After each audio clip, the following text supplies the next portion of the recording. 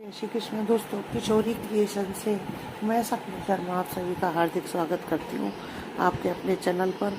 दोस्तों, आज के वीडियो में मैं आपके लिए मासिक शिवरात्रि की व्रत कथा लेकर के आई हूँ। दोस्तों, हिंदू पंचांग के अनुसार हर महीने की 14वीं तिथि को जो है मासिक शिवरात्रि मनाई जाती है। मासिक शिवरात्रि वैसे तो शिवरात्रि जो है फाल्गुन के महीने की का विशेष महत्व है, लेकिन सावन का महीना होने के कारण सावन की भी मासिक शिवरात्रि का बहुत महत्व होता है। और शिवरात्रि का त्योहार जो है भगवान भोलेनाथ को समर्पित होता है। सावन का पवित्र पुण्य मास होने के कारण इस दिन मंदिरों में जलाभिषेक, रुद्राभिषेक करने से भगवान भोलेनाथ जो है प्रसन्न होते हैं। प्राचीन समय में जो है चित्रभानु नामक एक शिकारी था। वह रोजाना शिकार करके लाता और उसी से अपना जीवन यापन करता था। चित्रभानु जो है उस नगर में रहने वाले एक साहूकार का से कर्जा ले लिया था और उसका ऋण भी नहीं चुका पा रहा था, यानी वह साहूकार का कर्जदार भी था।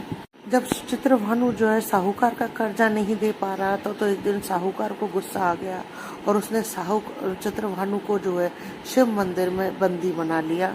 और उस दिन से सहयोग से जो है मासिक शिवरात्रि थी। मासिक शिवरात्रि होने के कारण उस दिन मंदिर में जो है भजन और कीर्तन हो रहे थे, रात्रि जागरण हो रहा था, जिसका शिकारी चित्रभानु ने जो है पूरा लाभ लिया।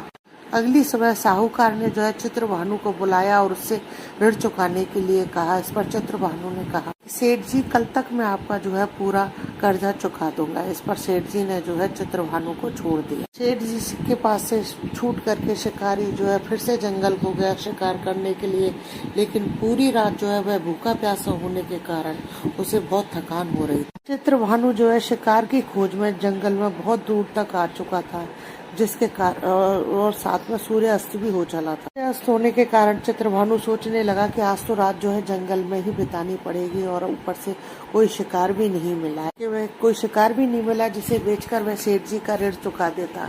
यह सोचते सोचते चित्रभानु जो एक तालाब के पास पहुंच गया। तालाब के पास पहुंच करके चित्रभानु ने जो है भरपेट पानी पिया। फिर वह सुस्ताने के लिए एक बेल के पेड़ पर चढ़ गया।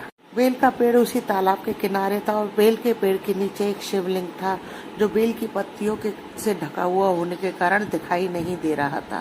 कर्ज चुकाने और परिवार के लिए भोजन की व्यवस्था की चिंता में चित्रभानु पेड़ पर बैठे बैठे बेल पत्र के पत्तों को तोड़ तोड़ करके नीचे गिराया जा रहा था। सहयोग से वह सभी बेल पत्र जो है नीचे प्रतिष्ठित भोलेनाथ पर ही गिर रहे थे। चित्रभानु जो है रात्रि से लेकर पूरे दिन भूखा प्यासा रहा, जिस कारण उसका जो है मासिक शिवरात्रि का व्रत भी हो गया। अब कुछ समय बाद उस तालाब पर जो है गर्भवती हिरणी आकर के पानी पीने लगी। हिरणी को पानी पीती हुई देख करके शिकारी चित्रभानु ने अपने धनुष बाण में तीर चला लिया और वह हिरणी पर छोड़ने लगा। तभी वह गर्भवती हिरणी बोली, हे शिकारी, रुक जाओ, तुम मुझे मत मारो, मेरी जीव हत्या मत करो। तुमसे एक साथ 2 हत्याएं होंगी, क्योंकि मैं गर्भवती हूँ। तब हिरणी चित्रभानु से कहती है कि मैं जल्दी ही प्रसव करूंगी, जिसके बाद मैं तुम्हारे पास स्वयं आ जाऊंगी, तब तुम जो है मेरा शिकार कर लेना। उस हिरणी की बात सुन करके चित्रभानु ने अपने धनुष बाण को नीचे कर ली। फिर वह हिरणी जो है झाड़ियों में गायब हो गई। जब शिकारी चित्रभानु ने अपने धनुष की प्रत्यंता चढ़ाई और नीचे करी तो फिर से कुछ बेलपत्र गिर करके नीचे भोलेनाथ पर चढ़ गए, क्योंकि वे धनुष चढ़ाते और उतारते समय वे बेलपत्र टूट कर गिरे थे। तो उससे शिकारी की जो है प्रथम प्रहर की पूजा हो गई। फिर कुछ देर बाद दूसरी हिरणी जो है झाड़ियों से निकली, जिसे देख करके शिकारी चित्रभानु की खुशी का ठिकाना ही नहीं रहा। चित्रभानु फिर से शिकार करने के लिए उसने अपना धनुष उठाया और तीर छोड़ने लगा। तभी वह दूसरी हिरणी बोली, हे शिकारी, मुझे मत मारो, मैं अभी ऋतु से निवृत्त हुई हूँ और अपने पति से जो है मैं बिछड़ गई हूँ। मैं अपने पति को ढूंढते हुए यहाँ पर आ पहुंची हूँ। मैं अपने पति से मिल लूँ, उनसे भेंट कर लूँ, उसके बाद तुम जो है मेरा शिकार कर लेना। यह कहकर दूसरी हिरणी भी वहाँ से चली गई। इस दौरान शिकारी चित्रभानु जो है 2 बार अपना शिकार खो चुका था। अब शिकारी जो है चिंता में पड़ गया, क्योंकि उसे सेठ जी का ऋण चुकाने की चिंता हो रही थी। जब शिकारी ने दूसरी बार हिरणी को देख करके अपने धनुष पर प्रत्यंचा चढ़ाई थी, तो धनुष पर प्रत्यंचा चढ़ाने के कारण जो है कुछ बेलपत्र टूट करके भोलेनाथ पर चढ़ गए और इस प्रकार जो है उस शिकारी के द्वारा दूसरे पहर की पूजा भी संपन्न हो गई। अब अर्धरात्रि बीतने पर एक तीसरी हिरनी जो है अपने बच्चों के साथ तालाब पर पानी पीने के लिए आती। इस बार शिकारी चित्रभानु बिना देर किए हुए जो है धनुष पर प्रत्यंचा चढ़ाकर तीर छोड़ने लगा। तीसरी हिरनी बोली कि हे शिकारी, आप मुझे अभी मत मारो, यदि मैं मर गई तो मेरे बच्चे जो है अनाथ हो जाएंगे। मैं मेरे इन बच्चों को जो है इनके पिता को सुपुर्द कर रहा हूँ, उसके बाद में जो है तुम मेरा शिकार कर लेना। उस हिरनी की बात सुन करके शिकारी चित्रभानु जोर जोर से हंसने लगा और कहने लगा कि सामने आए शिकार को मैं किस तरीके से छोड़ूं। मैं इतना भी मूर्ख नहीं हूँ, क्योंकि मैंने 2 बार अपना शिकार खो दिया है, मैं तीसरी बार अपना शिकार नहीं खोना चाहता। मेरे घर पर मेरे बच्चे भी तो भूखे हैं। शिकारी की बात सुनकर हिरनी बोली, शिकारी, जिस प्रकार तुम्हें अपने बच्चों की चिंता सता रही है, उसी प्रकार मुझे भी अपने बच्चों की चिंता सता रही है। मैं इन्हें इनके पिता के पास छोड़ करके वापस आ जाऊंगी, उसके बाद तुम जो है मेरा शिकार कर लेना। तुम मेरा विश्वास तो करो। हिरनी की बात सुन करके शिकारी को दया आ गई और उसने हिरनी को जाने दिया। इसी प्रकार धनुष की प्रत्यंचा चढ़ाने और उतारने में कुछ बेलपत्र टूटने से वह भोलेनाथ पर चढ़े, जिससे शिकारी के हाथों तीसरे पहर की पूजा भी संपन्न हो गई। अब कुछ समय बाद वहाँ पर एक वृद्ध आदमी आया, जिसे देखकर शिकारी ने अपना जो है धनुष बाण उठाया और शिकारी उस शिकार पर जो है तीर छोड़ने लगा। तभी वह वृद्ध जो है बड़ी विनम्रता से बोला कि हे शिकारी, मेरे आने से पहले यदि तुमने मेरी हिरनी और उसके 3 छोटे बच्चों को मार दिया है तो तुम मुझे भी मार दो, क्योंकि उनके बिना मेरा इस दुनिया में कोई भी नहीं है। यदि तुमने उनको नहीं मारा है तो तुम मुझे भी जाने दो, क्योंकि मैं उन 3 हिरनियों का पति हूँ और वो मेरी ही तलाश कर रही है। यदि मैं उन्हें नहीं मिला तो वे तीनों मर जाएंगी।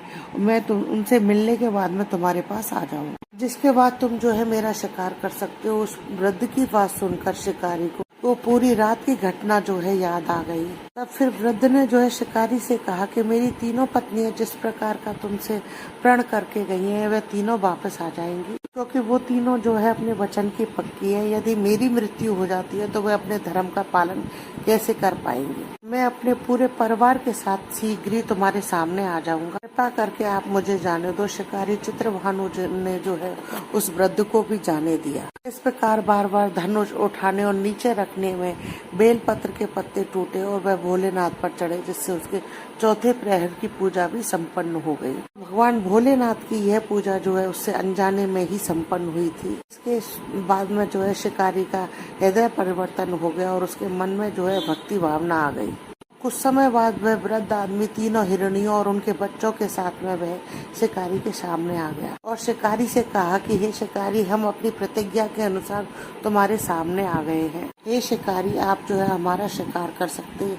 जंगल के पशुओं की सच्ची भावना देख शिकारी चित्रभानु का हृदय जो है पूरी तरीके से बदल गया। उसी दिन से जो है उसने शिकार करना छोड़ दिया। अगले दिन शिकारी जो है नगर में लौटा और किसी और से धन उधार लेकर के उसने सेठ जी का धन चुका दिया। अब शिकारी जो है स्वयं मेहनत मजदूरी करने लगा। जब शिकारी चित्रभानु की मृत्यु हुई, उसे यमदूत लेने आए, लेकिन शिव के दूतों ने जो है यमदूतों को भगा दिया और शिकारी को जो है शिवलोक ले गए।